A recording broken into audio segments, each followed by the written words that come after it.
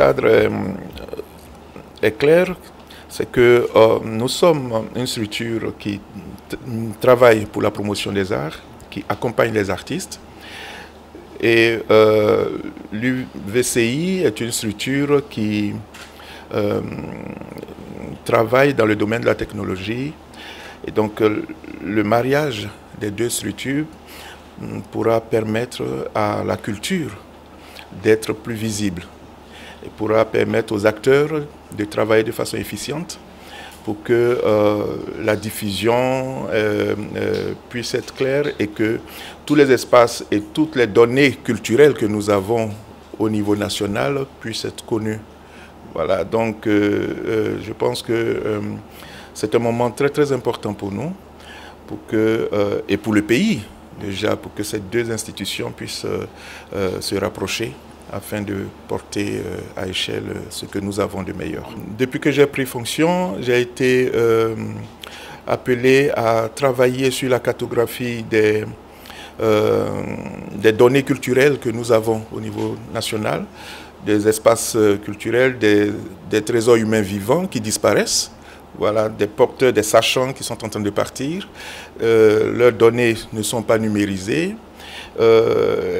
Des danses qui disparaissent aussi, ce n'est pas numérisé. Et donc, on n'est pas outillé pour ça. Voilà, on les a repérés, mais ce rapprochement va permettre de conserver ces valeurs-là.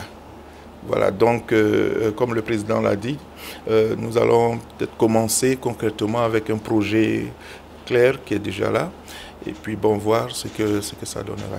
Voilà. D'abord, il faut savoir que nous sommes aujourd'hui à l'ère de l'intelligence artificielle.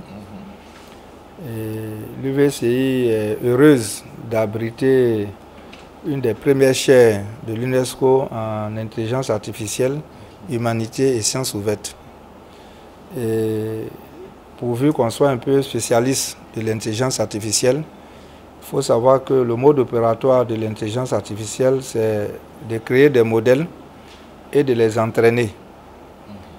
Et c'est en cela que nous avons besoin de données culturelles pour entraîner nos modèles, puisque les enjeux de l'intelligence artificielle demain, c'est de faire en sorte que nous puissions créer des intelligences artificielles qui nous ressemblent.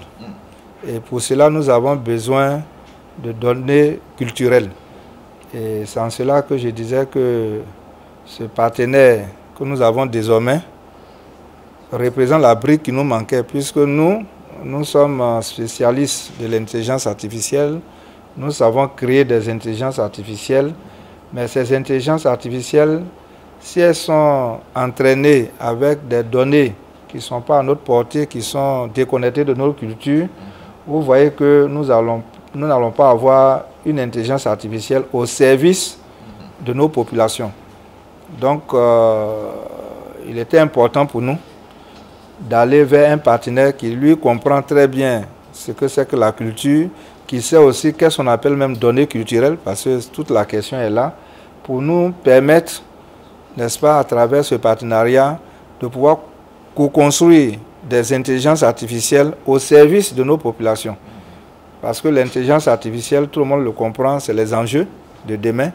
Et la Côte d'Ivoire, notre pays, a l'opportunité d'avoir une université numérique dont l'ADN est déjà porté par cette intelligence artificielle. Donc c'est à nous maintenant de pouvoir nous rapprocher des structures du monde de la culture pour pouvoir avoir des intelligences artificielles, une fois de plus, proches de nos préoccupations, donc utiles à nos populations. C'est tout l'enjeu de ce qu'on voulait dire en disant que ce partenariat est une aubaine pour l'UVCI, puisque nous allons sous-traiter, n'est-ce pas, la collecte, n'est-ce pas, des données culturelles de qualité avec le partenaire Sénac.